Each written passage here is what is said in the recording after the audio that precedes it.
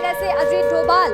बड़ी खबर है, गृह मंत्री अमित शाह से मुलाकात करने के लिए एनएसए अजीत डोभाल पहुंचे हुए हैं और बड़ी जानकारी आपको बता रहे हैं, गृह मंत्री अमित शाह यहां मुलाकात कर रहे हैं एनएसए अजीत डोभाल के साथ। लगातार यहां पर बैठकें हो रही हैं, मीटिंग्स हो रही हैं बैक टू बैक, और ऐसे में केंद्रीय गृह मंत्री अमित शाह से मिलने के लिए एनएसए अजीत डोभाल भी पहुंचे हुए हैं।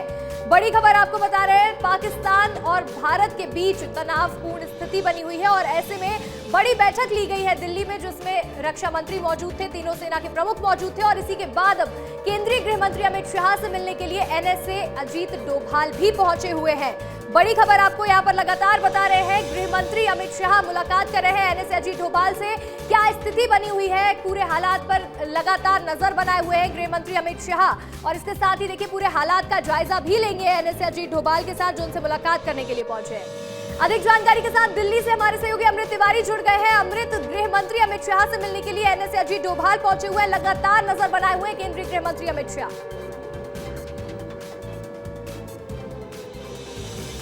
देखिए, जो गृह मंत्री अमित शाह की बैठक है अभी जो है बहुत ही खास है। कई मायने इसके हैं क्योंकि इसके बाद जो है जो बैठक है वो पैरामिलिट्री फोर्सेस के जो शीर्ष अधिकारी है डीजी रैंक, उनके साथ जो होने जा रही है, जिसमें सीआईएसएफ के डीजी और बीएसएफ के डीजी शामिल होंगे और उसके ठीक पहले एनएसए के साथ उनकी बैठक जो है देश के आंतरिक हालातों को लेकर के, जिस तरह से पाकिस्तान को लेकर के बाहर से जितना बड़ा खतरा है, साथ ही साथ देश के भीतर नागरिकों को किस तरह से सुरक्षित रखा जाए, सुरक्षा एजेंसियां किस तरह से चाक चौबंद हैं, इंटेलिजेंस इनपुट किस तरह से मिल रही हैं, इन तमाम चीजों को लेकर के एक ब्रीफिंग चल रही है और इस ब्रीफिंग के बाद ये भी तय होगा कि आगे क्या कदम उठाए जाएंगे। फिलहाल आपको बता दें कि जो गृह मंत्रालय को जितनी भी प्रिकॉशनरी मेजर लेने थे उनके तहत एयरपोर्ट, तकरीबन 19 एयरपोर्ट को जो है उनके संचालन को बंद किया गया है। 19 एयरपोर्ट जो देश में है उनके संचालन को बंद कर दिया गया है और अब जो है एक बार और जो है इसकी समीक्षा जो है सुरक्षा की वो की जा रही है एनएसए के साथ बैठक में, उसके ऊपर भी चर्चा होनी है। अमृत, हम ये जानना चाह रहे थे, आपने बताया कि जो एयरपोर्ट्स है उसकी सुरक्षा बढ़ाई गई है, मगर जो खबर हमको मिल रही है उसके मुताबिक जो पोर्ट्स हैं, जो पोर्ट्स हैं उनकी सुरक्षा भी बढ़ाई गई है और सुरक्षा संस्थानों के बारे में भी कहा गया है कि वो अलर्ट्स पर रहें। तो ऐसी कोई जानकारी है क्या आपके पास?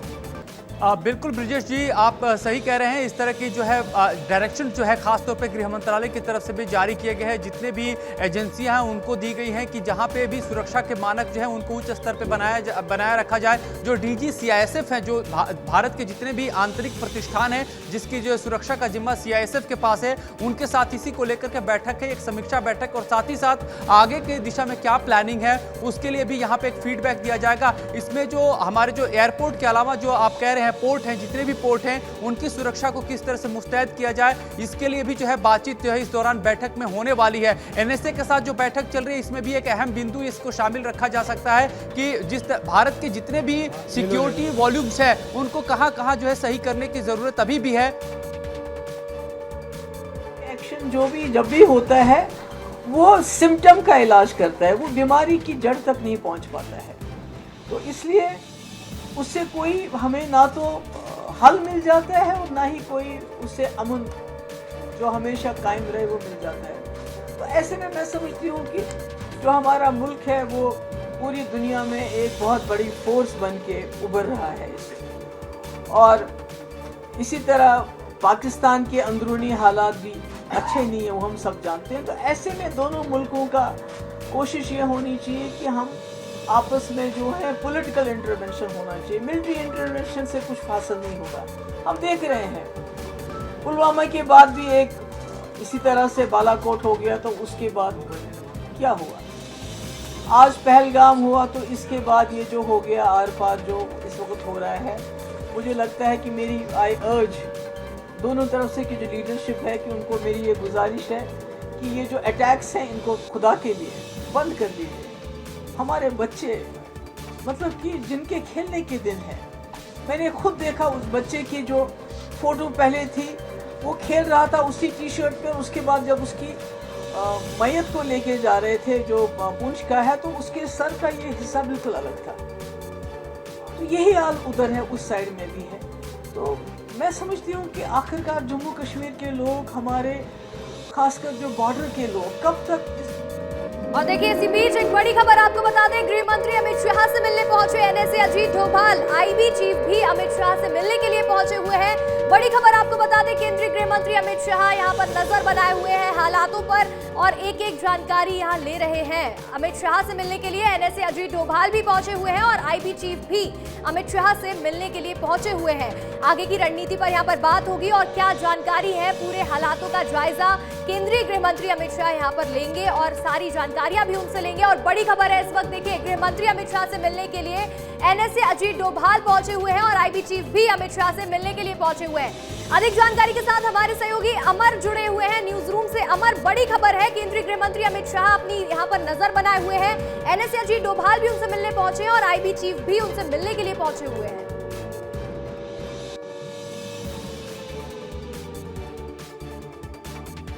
शाह के घर पे जस्ट अभी पहुंचे हैं। इन चारों के साथ अमित शाह की बैठक होगी। अमित शाह को पूरा अपडेट दिया जाएगा, क्योंकि ये आंतरिक सुरक्षा का मामला भी है कि हमारे जो पंजाब और जम्मू कश्मीर, राजस्थान और गुजरात, ये 4 राज्यों में जो लगातार हमले हो रहे हैं, तो आंतरिक सुरक्षा को देखते हुए उसके लिए बड़ी बैठक है। इसके पहले आपको पता होगा कि बीती रात भी एनएसए अजीत डोभाल प्रधानमंत्री से मिलने पहुंचे थे, प्रधानमंत्री को पल पल का अपडेट दे रहे थे। लेकिन फिलहाल अभी गृह मंत्री अमित शाह के आवास पर ये चारों बड़े अधिकारी पहुंचे हैं। उस पर एनएसए अजीत डोभाल है, इसके अलावा आईबी के चीफ हैं, इसके अलावा सीआईएसएफ और बीएसएफ के डीजी भी अमित शाह के घर पे पहुंचे हुए हैं। इससे जस्ट पहले, थोड़ी देर पहले हम सबको पता है कि रक्षा मंत्री राजनाथ सिंह ने तीनों सेनाओं के अध्यक्ष और सीडीएस से बात की थी। तो नई दिल्ली पूरी तरह से हरकत में है और उस बैठक के बीच में ही प्रधानमंत्री मोदी ने फोन करके रक्षा मंत्री राजनाथ सिंह से बात की और तीनों सेनाओं के प्रमुखों से भी ताजा हालात पर जानकारी ली है। तो बॉर्डर पर क्या हालात हैं, हम सीमा पर कैसे लड़ रहे हैं, इसके लिए रक्षा मंत्री राजनाथ सिंह को ब्रीफ किया गया है। और अब फिलहाल गृह मंत्री अमित शाह के पास ब्रीफिंग के लिए ये 4 बड़े अधिकारी पहुंचे हैं और इससे आगे की रणनीति बनाई जाएगी, जिसमें एनएसए अजीत डोभाल सहित 3 बड़े अधिकारी शामिल हैं। अंशिका जी बिल्कुल, जैसा कि अमर ने कहा कि दिल्ली में हलचल तेज है, तो सीधा आपको दिल्ली लिए चलते हैं। हमारे सहयोगी अमृत तिवारी दिल्ली से जुड़े हुए हैं। अमृत, दिल्ली में क्या हलचल देखने को मिल रही है? और देखिए यहाँ पर केंद्रीय गृह मंत्री अमित शाह भी नजर बना के रखे हुए हैं। इसके साथ ही रक्षा मंत्री ने भी अभी बड़ी बैठक खत्म की है।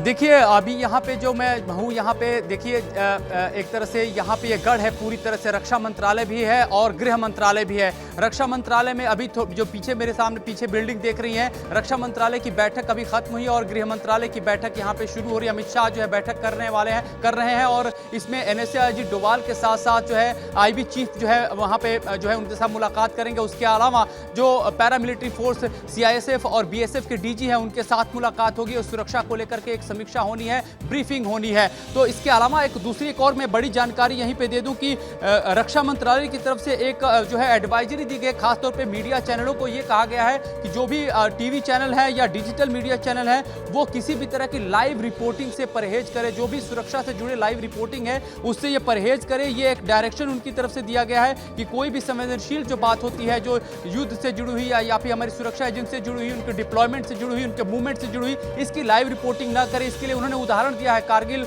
वॉर का दिया है, 26/11 की जो घटना थी उसका उन्होंने दिया और कहा है कि इस तरह की जो है घटना रिपोर्टिंग से जो है मीडिया चैनल जो है वो परहेज करें। तो अभी जो बैठक जो रक्षा मंत्रालय के भीतर भी चल रही थी, वो बैठकों का जो दायरा है वो कई पैरामीटर पे है, कई लेयर्स पे है, जहां पे भारत की सुरक्षा को पुष्ट किया जा सके। गृह मंत्री अमित शाह भी लगातार अलग अलग जानकारी चाह रहे थे, आपसे एक जानकारी चाह रहे थे कि खबर मिली है कि दिल्ली में भी आज दिल्ली में भी 3 बजे के आसपास कुछ जगहों पर सायरन बजेगा और जो मॉक ड्रिल जैसी तैयारी एक बार फिर से की जाएगी। दिल्ली में आईटीओ के पास जो पीडब्ल्यूडी का दफ्तर है वहां से एक बार सायरन बजा के लोगों को अलर्ट की जानकारी दी जाएगी और कहा जाएगा कि अलर्ट रहें मगर पैनिक ना हो। ऐसी कोई खबर है क्या आपके पास? ब्रिजेश जी, हमारे पास ये खबर जरूर है कि दिल्ली में जितने भी पुरानी ऐतिहासिक इमारतें हैं और बड़े प्रतिष्ठान हैं उनकी सुरक्षा बढ़ा दी गई है और साथ ही साथ वहां पे अलर्ट जो है ज़्यादा रहने के लिए कह दिया गया है। और ये भी है कि कोई भी छोटी मोटी भी अगर खतरे की गुंजाइश होगी तो यहाँ पे सायरन बजेगा। तो इस हिसाब से देखेंगे तो दिल्ली जो कि एक ऐतिहासिक जगह भी है, देश की राजधानी भी है और बहुत सारे यहाँ पे ऐतिहासिक मॉन्यूमेंट्स हैं। इस लिहाज से ये काफ़ी जगह, कई सारे इलाके यहाँ पे संवेदनशील हो जाते हैं जब युद्ध के हालात होते हैं। तो इस लिहाज आज से एक एडवाइजरी जारी की गई है, दिल्ली पुलिस की तरफ से भी की गई है, साथ ही साथ गृह मंत्रालय की तरफ से भी कहा गया है कि तमाम जगहों पे जो है सिक्योरिटी को बीफ अप किया जाए। और यह पूरी प्रक्रिया जो है कल देर रात ही कर दी गई थी।